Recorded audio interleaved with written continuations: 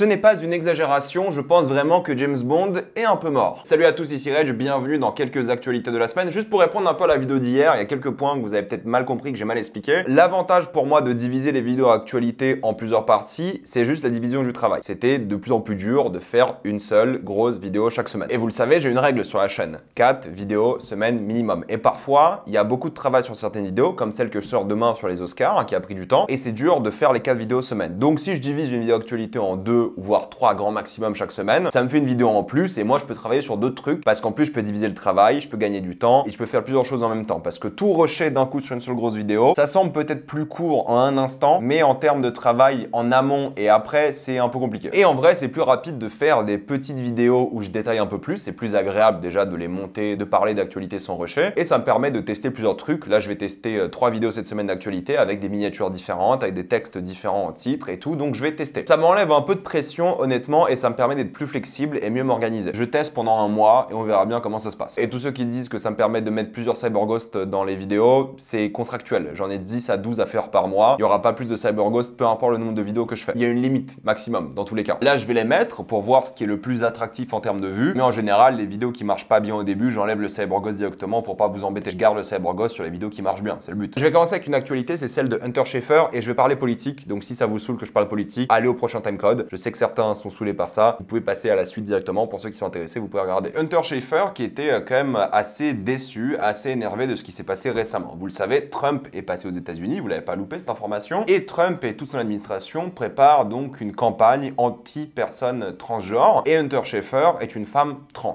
Et qu'est-ce qui s'est passé qu'il a énervé? Elle a fait un post, enfin une story de 10 minutes sur les réseaux. Elle avait perdu son passeport et du coup elle a reçu un nouveau passeport sous l'administration de Trump. Et qu'est-ce qui s'est passé sur son passeport? En genre, il y a marqué homme, alors qu'Hunter Schafer est une femme. Une femme trans certes, mais une femme légalement d'ailleurs depuis une décennie d'après elle. Donc sans raison, l'administration a décidé de mettre homme parce que c'était le genre assigné à la naissance. Et c'est évidemment transphobe, c'est évidemment inutile comme processus. En fait, ça sert à quoi de faire ça? Ça sert à rien. C'est juste de l'idéologie, c'est de la transphobie, c'est la haine des minorités, disons les choses, parce qu'en vrai, ça a même des défauts. Quelqu'un comme Hunter Schafer, qui elle le dit elle-même dans ses vidéos, qui est dans les canons de beauté féminin. La majorité des gens qui connaissent pas Hunter Schafer savent pas que c'est une femme trans, parce qu'elle est dans les canons féminins beauté actuels. Du coup, le fait de mettre homme sur son genre assigné à la naissance dans ses papiers officiels, ça cause des problèmes. De une, dans les aéroports, comme elle le dit, bah ouais, elle ressemble à une femme dans les canons de beauté actuels. Aux frontières, ils vont poser des questions. Ou à n'importe quelle chose administrative qu'elle fait, ils vont poser des questions, que ce soit aux États-Unis ou à l'étranger. Ensuite, c'est dangereux aussi, parce qu'il y a beaucoup de transphobes dans le monde, donc le fait d'avoir une carte d'identité avec ton genre assigné à la naissance, ça donne une justification pour les transphobes. Et ça sert à rien d'autre, mis à part énerver les gens, faire de l'idéologie, utiliser comme bouc émissaire des gens qui n'ont jamais rien fait. Et moi, j'ai jamais compris, encore une fois, je suis désolé de faire un peu de politique dans ce passage de la vidéo, mais j'ai jamais compris ce que vous ont fait les trans. Je n'ai jamais compris. C'est juste des gens qui essaient d'être acceptés pour qui ils sont et pour ce qu'ils veulent devenir en soi parce qu'ils sont mal dans leur peau sinon. C'est tout. Ça n'impacte pas votre vie, ça n'impacte pas vos enfants. Il y a plein d'études sur ça d'ailleurs. Ça n'impacte pas l'art que vous regardez, même si parfois il y a des choses un peu forcées dans les œuvres. Ça change pas la qualité de l'œuvre qui a un passage un peu nul sur une personne trans. J'étais moi-même le premier à critiquer quand ça servait à rien, mais ça change pas grand chose. Et même si on parle pas d'art dans la vraie vie, bah c'est dangereux pour ces gens-là. Dans un monde de plus en plus transphobe, avec plein de crimes transphobes chaque année, les utiliser comme bouc émissaire, c'est juste de la haine. Et encore une fois, attention, parce que vous détestez peut-être les trans, mais à une époque, c'était pas les trans. À une époque, c'était peut-être votre minorité. Rappelez-vous, en France, à l'époque, on détestait les Italiens. Maintenant, les Italiens sont considérés comme blancs dans toutes les parties du monde. C'était pas le cas avant. Attention quand même, parce que même si vous aimez pas les trans, si vous êtes transphobe ou je sais pas quoi, je parle surtout aux minorités là. Ce qui se passe concernant les trans va nous arriver dans la gueule à tout le monde. Même si vous êtes blanc, encore une fois, les Italiens étaient discriminés à l'époque, pour vous dire, il y a moins de 100 ans. Donc, attention à tout ça, attention à ces dérives, et un gros soutien à Hunter Schafer, qui a critiqué l'administration, qui est déçu, et c'est normal qu'il soit déçu. Le gouvernement est en train de nier sa propre identité, est en train de nier la vérité la concernant. Son genre à elle, qui est là officiellement changé depuis 10 ans déjà. Donc c'est dur. Imaginez-vous l'État qui vous dit non, vous n'êtes pas ce que vous êtes réellement. Ça doit faire mal. Et c'est ça qui m'énerve un petit peu, c'est que toutes les personnes qui souffrent régulièrement de discrimination, de racisme, elles ont tendance, ces personnes-là, pas toutes, à être aussi anti-trans, anti-gay, des choses comme ça. En fait, vous vous rendez pas compte que les discriminations que vous avez souffert vous à cause de votre prénom, votre nom de famille, votre couleur de peau, vous les faites souffrir aux autres gens. Il faut soutenir ces gens-là, que vous soyez trans ou pas, d'ailleurs on s'en fiche, c'est juste la moindre des choses, c'est la compassion humaine. Et ce genre de procédure-là fait du mal à des gens qui n'ont rien demandé. Donc évidemment, on soutient ce genre de personnes, quoi qu'il arrive, on soutient l'identité de tout le monde, qu'elle soit d'orientation sexuelle, de genre, d'ethnie, parce que vous le vouliez ou non, votre ethnie vous représente, en termes de personnalité, en termes de qui vous êtes. Aussi assimilé que vous êtes, il y aura toujours des restes de vos origines, vous ne pourrez jamais les nier, donc attention à ça. Et un gros soutien encore à toutes les personnes qui vont souffrir aux États-Unis de cette administration et qui souffrent aussi en Europe de plein de gouvernements, que ce soit en Hongrie où il y a beaucoup de transphobie, en Italie où les personnes gays ont perdu des droits et des choses comme ça. Donc encore une fois, un gros soutien à toutes ces personnes et on se battra toujours contre les discriminations, peu importe les personnes en question. On les soutient quoi qu'il arrive. Will Smith a envie de faire Hancock 2 avec Zendaya, visiblement. Je sais pas si on a dit à Will Smith que Hancock 1 c'était à chier, je suis désolé, nostalgie ce que vous voulez, mais Hancock, regardez-le de nouveau, c'est nul. C'est très très nul. Ça ne vaut pas le coup de perdre du temps de faire une suite. C'était intéressant à l'époque avec la mode du super-héros loser, mais là on a vu, c'est bon. On a vécu les super-héros losers, on connaît, ça ne nous choque plus. On a vu plein d'œuvres dessus, films, séries, c'est fini. Le temps est passé, faire une suite n'aurait pas d'intérêt et pourquoi Zendaya jouerait dans ça, quoi, honnêtement. Donc c'est pas un projet qui m'intéresse. Encore, je suis une légende 2 qui est encore d'actualité, why not? Mais sinon, Hancock,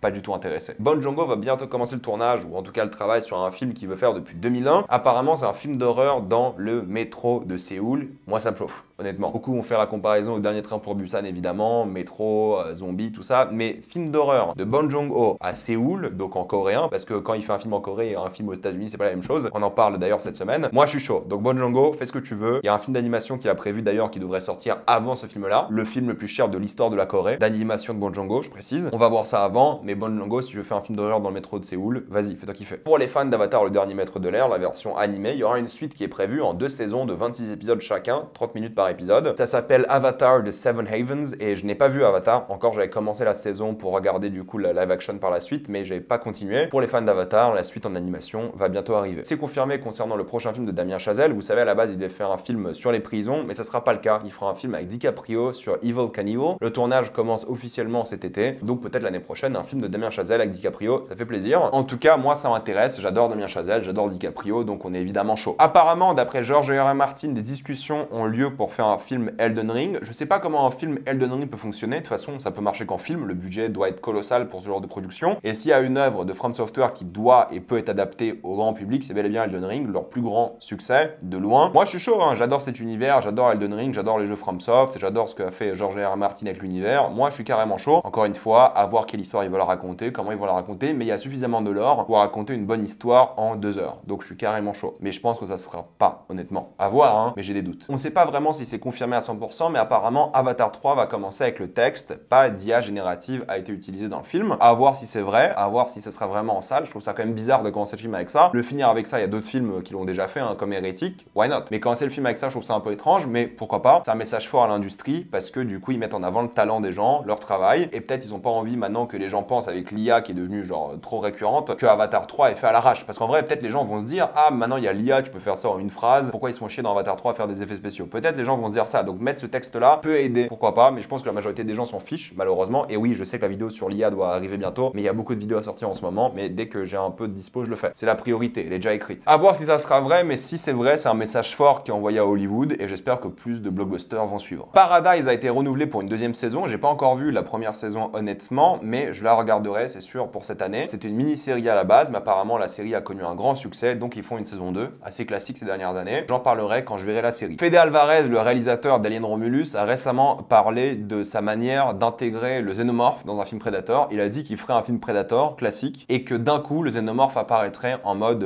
magie, secret, voilà, truc qui sort de nulle part. Mais bon, maintenant qu'il a dit, ça gâche la surprise. Qui sait, peut-être dans le prochain Predator, peut-être il y a un alien, on n'en sait rien. Donc voilà, s'ils font un film Alien vs Predator, peut-être ça sera secret, peut-être ça sera caché, on n'en sait rien. Donc regardez les prochains films Alien et Predator, voir s'il y a l'un des 2 monstres qui apparaît dedans. Je trouve que l'idée est sympa et ça ferait un gros twist et ça serait stylé. Et maintenant, le fait d'en avoir parlé, ça gâche un peu le truc. Et de toute façon, ce genre de truc aurait leak avant même la sortie du film. C'est dur d'avoir des surprises dans les films aujourd'hui. Jeuxvideo.com a mis une note négative à Like a Pirate Yakuza parce qu'apparemment le jeu ne durait que 15 heures. C'est triste de penser comme ça. Je pense que la durée de vie n'est jamais un critère positif ou négatif. Je sais que pour les gens, ils aiment bien dépenser X euros dans X durée de vie, mais je trouve que c'est contre-intuitif, c'est contre-artistique. Je préfère toujours payer 70 balles sur 10 heures d'expérience unique, mémorable, je vais me rappeler toute ma vie, en vous rappelant toujours que le jeu vidéo reste l'art ou le divertissement le moins cher que vous pouvez avoir. Quand vous allez au cinéma, c'est plus cher. Quand vous achetez des Blu-ray, c'est plus cher. Quand vous lisez un livre, c'est plus cher. Si vous achetez tous vos jeux versus vous achetez tous vos films, tous vos livres et tout, le jeu vidéo, ça coûte que dalle. en termes de temps que vous passez dessus, peu importe le produit culturel du jeu vidéo, ça coûte que dalle d'un point de vue global. Même sans les jeux gratuits, ça coûte que dalle le jeu vidéo en soi par rapport au nombre d'heures que vous passez dessus. Donc je trouve toujours ça décevant de mettre genre un point négatif pour la durée de vie. Encore si c'est un jeu à 80 balles et ça dure 2 heures, je peux comprendre. Mais là, on est sur 15 heures de jeu pour un jeu qui coûte pas 80 balles, c'est bon quoi. Et si on parlait de transphobie, c'est l'équipe de Solari eSport. Moi, vous savez, l'e-sport ça m'intéresse pas du tout, mais qui prend une vague de transphobie énorme de plein de gens qui sont pas non plus intéressés par l'e-sport. C'est ça le pire. Encore s'il y avait des gens intéressés par l'e-sport, j'aurais peut-être pu comprendre. Mais non, c'est la transphobie parce qu'il y a des femmes trans dans l'équipe. Encore une fois, je vais pas me répéter là-dessus, on les soutient, peu importe. Je m'y connais pas assez en e-sport pour vous parler en détail de ça, mais on soutiendra toujours les gens discriminés. Et encore une fois, les gens vont pas changer leur identité, leur vie, leur composition physique pour gagner à des jeux vidéo. Ça n'existe pas. Ou gagner à des sports ou autres. Ça n'existe pas. Et l'équipe de support de Marvel Rivals a été virée. Voilà, malheureusement, c'était l'équipe américaine. Ils avaient un grand succès à Marvel Rivals, ça cartonne, ça rapporte plein d'argent. L'équipe américaine ne travaille plus. Voilà, c'est fini. C'est triste, hein, parce que même quand tu as un énorme succès, bah, ton équipe peut être complètement supprimée du développement. Plus de travail, virée, c'est triste. Voilà, c'est comme ça. L'industrie du jeu vidéo est très difficile, donc un courage à ces gens-là. La grosse actualité de la semaine, c'est évidemment la mort de James Bond. C'était pas une exagération, je pense vraiment que c'est fini. Un peu de contexte, rappelez-vous à l'époque, Amazon a racheté MGM. MGM possédait les droits de James Bond,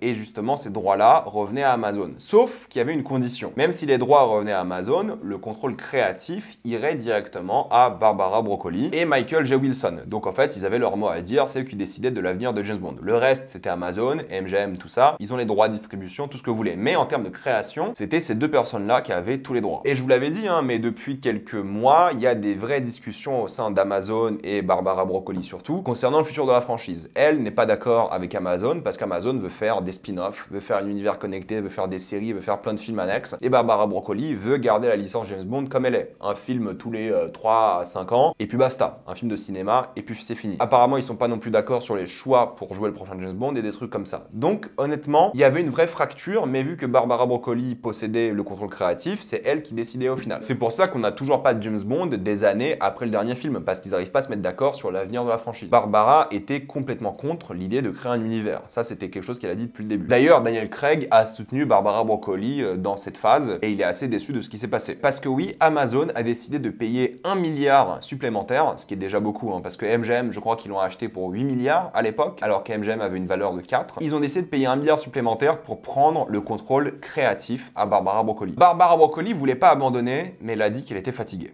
Elle n'en pouvait plus, elle est fatiguée de se battre contre Amazon, elle arrête. Elle est déçue, c'était un choc émotionnel pour elle de le faire. L'argent ne lui va pas que à elle, hein, je précise. C'est pas comme ça que ça marche. Mais vu qu'elle se battait pour la création de la franchise et de l'univers, elle en pouvait plus. Elle a dit qu'elle en avait marre de se battre, c'était trop dur pour elle et que c'est avec beaucoup de tristesse qu'elle a décidé de laisser Amazon prendre le dessus. Parce que encore une fois, eux ce qu'ils voulaient faire, c'est full cinéma, zéro streaming, encore une fois garder l'iconographie, la légende James Bond que pour le grand écran. Maintenant, c'est Amazon qui possède les droits. Jeff Bezos a d'ailleurs demandé en ligne de manière presque insultante qui devrait être le prochain James Bond et c'est ça qui m'inquiète. Premièrement, on sait ce qui va se passer. Ils vont faire des séries télé sur Amazon Prime, ils vont faire des spin-offs au cinéma, ils vont faire des films James Bond. Je pense que les films vont pas changer en soi. La manière de distribuer les films va pas changer. Ils vont encore faire des films James Bond au cinéma. Mais ils vont complètement diluer la franchise. L'avantage de James Bond et la raison pour laquelle ça marche, c'est que James Bond, c'est tous les 3-4 ans au cinéma et puis basta. Là, ils vont diluer la franchise. James Bond va apparaître dans plein de projets, spin-off et tout. Ils vont créer un univers, faudra tout suivre. Ils vont faire un MCU. Et sans déconner, je pense que c'est la fin de James Bond. Faire ça, c'est complètement tuer l'impact de la licence. On se dira plus, oh trop cool, il y a 25 films James Bond. On se dira, il y a 25 films, une série, 3 spin-offs, un truc Amazon avec je sais pas quoi, ça va être nul. Je pense qu'ils vont faire le pire choix possible pour James Bond. Au lieu de faire un choix comme Barbara Broccoli qui va se battre pour un acteur pas connu qui ressemble pas à James Bond comme Daniel Craig, ils vont faire un choix full algorithme. Ils vont prendre le choix le plus facile, le plus grand public, genre Henry Cavill ou une connerie comme ça. Aaron Taylor Johnson qui apparemment était bel et bien dans les discussions. Mais il n'y a plus de contrôle créatif. Là, ce qui va décider, c'est pas quelqu'un qui va embaucher, genre une sorte de nouveau Barbara Broccoli. Ils vont décider de manière algorithmique, c'est évident. Ils vont optimiser le choix. Plutôt que faire un choix artistique, d'acting intelligent, ils vont faire un choix mathématique. Et ça, c'est la fin de la licence. On verra, peut-être je me trompe, mais vu comment fonctionne Amazon, je pense que je me trompe pas. Ça me fait un peu penser à lorsque Disney a racheté Star Wars. Je l'avais dit, hein, il y a 10 ans déjà, plus que 10 ans, il y a presque 15 ans, que Star Wars est mort parce qu'ils vont diluer la franchise, ils vont en faire des caisses et la magie de Star Wars que vous aviez était terminée. C'est ce qui va se passer avec James Bond. La magie de James Bond est officiellement fini. Après, le seul avantage qu'il peut avoir à ça, c'est que peut-être, rappelez-vous, quand il y avait Barbara Broccoli qui parlait à des réalisateurs comme Tarantino et Nolan, Barbara Broccoli ne voulait pas les laisser le contrôle créatif. Mais des gens comme Tarantino et Nolan, ils veulent le contrôle créatif. Ils veulent vraiment tout décider. Barbara ne voulait pas. Peut-être avec Amazon, il y aura certains films qui seront par des réals connus où ils auront le contrôle créatif. Pourquoi pas? À voir. Mais s'ils créent un univers, s'ils créent plein de choses autour, il y aura sûrement une sorte de Kevin Feige, entre guillemets, à côté pour surveiller tout ça. Donc c'est triste, honnêtement, et je pense que le James Bond que vous aimez va disparaître. On verra, hein, j'espère me tromper, j'espère avoir tort, mais est-ce que vous faites confiance à Amazon pour ça? Moi non. Apparemment c'était en cours d'ailleurs pour choisir un acteur, ils étaient pas loin d'avoir fait le choix, mais là tout a été décalé, je pense qu'ils vont tout réfléchir, ils vont faire un plan avec une nouvelle personne qui va tout décider, ils vont créer un univers et ça va être horrible. Donc ce que vous aimez de James Bond vient probablement de mourir et je suis triste aussi par rapport à ça. Préparez-vous au pire, je m'attends même à revoir des anciens James Bond revenir pour vous dire, on en est là, hein. Je le pense vraiment, je pense que ça va être full caméo, full fanservice, ça va être horrible. J'espère me tromper, je croise les doigts pour avoir tort, mais je pense vraiment que c'est la fin. Désolé d'être cynique et pessimiste, mais je vois pas comment ça peut bien se passer. On en parlera du coup dans 5 ans quand le film sortira. Pour répondre un peu à des commentaires récents, j'avais dit la semaine dernière qu'il y a un événement de l'Iliade qui est mis dans le film L'Odyssée de Nolan, mais en fait non, c'est bel et bien dans l'Odyssée qu'il y a cet événement-là, parce que c'est un flashback de l'Iliade, mais c'est bel et bien présent dans le livre. Mon erreur, j'avais complètement oublié ça, donc il n'y a rien de choquant, tout est bien dans l'Odyssée. Ensuite, pour répondre à quelques commentaires d'hier, il y a beaucoup de gens qui pensent que j'ai envie d'abattre la concurrence, c'est pour ça que j'ai parlé d'Indepanda. Non, j'ai parlé d'Indepanda parce que je pense que c'est dangereux si vous faites un film avec lui sans savoir qu'il a été accusé par plusieurs médias de choses graves. La concurrence m'intéresse plus aujourd'hui, je regarde toujours ce que les gens font, sauf lui parce que je boycotte son contenu, et je boycotte aussi maintenant les gens qui font trop de choses anti-woke et racistes, mais je regarde ce que font les autres, parce que j'ai envie de devenir meilleur. Mais la concurrence m'intéresse pas en soi, j'ai pas envie d'être le mec qui fait le plus de vues, comme certains pourraient penser. De toute façon, moi, YouTube, plus je le fais à temps plein, moins ça m'intéresse, entre guillemets. J'aime toujours ce que je fais, mais je regarde progressivement pour retrouver du travail, parce que je suis pas assez épanoui. Mais en même temps, j'essaie de faire les meilleures vidéos possibles, j'essaie de toujours proposer du contenu intéressant. Et vous pouvez penser ce que vous voulez de moi, mais s'il y a un truc que j'ai toujours été, c'est honnête, certes peut-être un peu cynique, mais j'ai toujours dit ce que je pensais sur les réseaux. Toujours. Que vous aimiez ou pas ce que je dis, c'est un autre débat, mais j'ai toujours dit ce que je pensais. Il n'y a pas de manigance politique, de concurrence et tout, ça m'intéresse pas. Je vis très bien, et je vous l'ai dit dans ma vidéo bilan, si c'est la fin de YouTube, je verrai ça comme presque une libération. Non pas que je suis malheureux, mais c'est juste que, limite, je pense que j'ai fait mon temps, entre guillemets. J'ai toujours envie, d'un point de vue personnel, de performer parce que c'est addictif aussi, mais vous allez un peu trop loin, je pense, dans la suranalyse de mes contenus. Je fais juste ce que je pense qui est bon moralement et intellectuellement pour moi et pour vous. Et forcément, être honnête, ça va toujours diviser. Mais c'est comme ça, et c'est pas grave. Je préfère arrêter et partir de YouTube en ayant été moralement bon et du bon côté de l'histoire, hein, contrairement à d'autres, que faire des choses horribles. Bref, je vais m'arrêter là. Mettez-moi ce que vous pensez dans les commentaires, vous d'accord, pas d'accord, j'ai envie d'avoir votre avis. Pensez à vous abonner à la chaîne pour voir les prochaines vidéos, mettez un j'aime, ça aide beaucoup la chaîne. Suivez-moi sur tous mes réseaux pour plus de formats courts ou des lives, et moi je vous dis à la prochaine fois. Salut à tous.